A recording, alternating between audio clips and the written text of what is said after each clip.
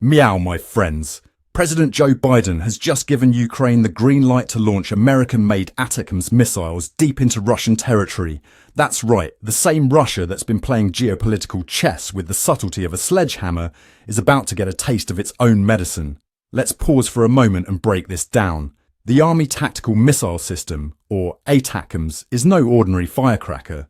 These bad boys can reach targets up to 190 miles away, travelling at speeds that would make Usain Bolt look like he's running in molasses.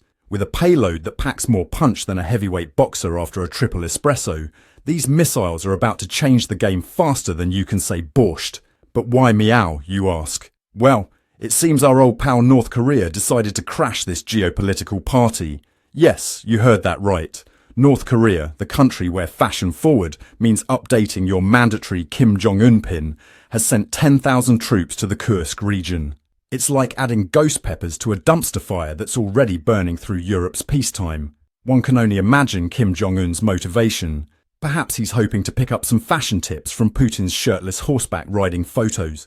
Biden, in his infinite wisdom, justified this decision by saying, "We must stand with our allies in their time of need," which, translated from political speak, roughly means, we're tired of playing nice, so here's a bunch of really expensive fireworks. Have fun, kids! It's a far cry from the previous US stance on long-range missiles, which was about as flexible as a cat in a cardboard box. Apparently, someone in Washington finally realised that in the game of geopolitical chicken, it helps to have a bigger rooster. This shift in policy is like suddenly deciding pineapple belongs on pizza after years of vehement opposition. It's bound to ruffle some feathers, especially in Moscow. I can just imagine Putin's reaction. It's probably akin to a toddler being told they can't have a third scoop of ice cream. Cue the foot stomping and threats to hold his breath until he turns blue. Speaking of blue, the Kursk region is about to become a very interesting place on the map. Strategically important and meow in the crosshairs of these new missiles, Kursk is like the Westeros of this conflict. Everyone wants a piece of it, and it's likely to see more action than a Game of Thrones finale. But let's talk Turkey, or should I say, let's talk rubles. These ATACMS don't come cheap.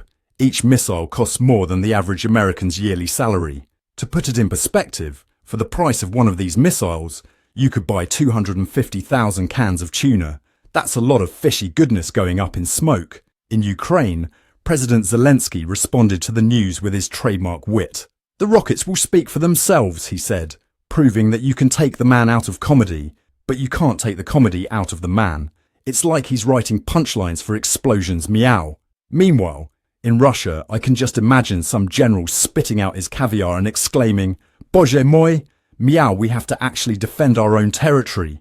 It's almost as if they forgot that war is a two-way street, and sometimes the other side gets to throw punches too, or in this case, very expensive, very boomy punches. But let's not forget the star waiting in the wings, Donald Trump. Come January, he'll inherit this geopolitical Gordian knot. Maybe he'll solve it by tweeting at it, or perhaps he'll suggest building a wall around Russia and making North Korea pay for it. The mind boggles at the possibilities. This decision is sending shockwaves through the international community faster than a cat reacts to a cucumber. NATO is purring with approval, while China is probably thinking, thank goodness we're not involved in this catfight yet. It's like a dysfunctional family dinner where one uncle just brought out a flamethrower to light the birthday candles. The economic implications are equally mind-boggling.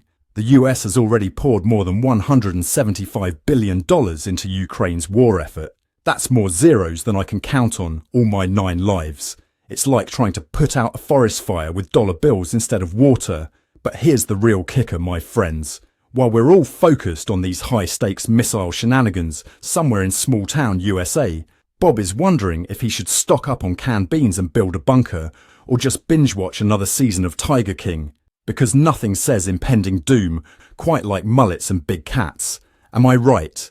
This whole situation could have a domino effect on conflicts worldwide. Next thing you know, Canada and Denmark will be launching missiles at each other over Hans Island.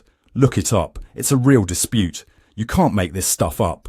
From a historical perspective, US-Russia relations have always been about as warm as a Siberian winter, but this latest move is like throwing a bucket of ice water on an already frosty situation. It's enough to make the Cold War look like a pleasant spring day. On the bright side, this conflict might spur some interesting technological advancements.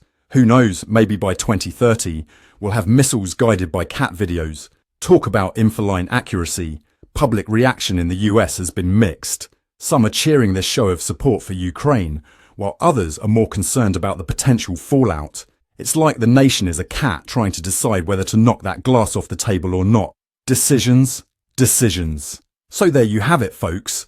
The world's most expensive game of hot potato just got a whole lot hotter. Will these new missiles be the cat's pajamas for Ukraine? Or will they just add more fuel to this already raging geopolitical inferno? Only time will tell. But one thing's for sure, it's going to be one heck of a show. And remember, if you enjoyed this roller coaster of geopolitical madness, don't forget to hit that subscribe button faster than a cat chasing a laser pointer. Because in this circus, we're the only ones brave enough to call a clown, even if that clown has nuclear codes. Stay pour some, my friends. Thanks for watching and stay tuned for our next update. I'm Rondi Parmesan reporting for News Cats.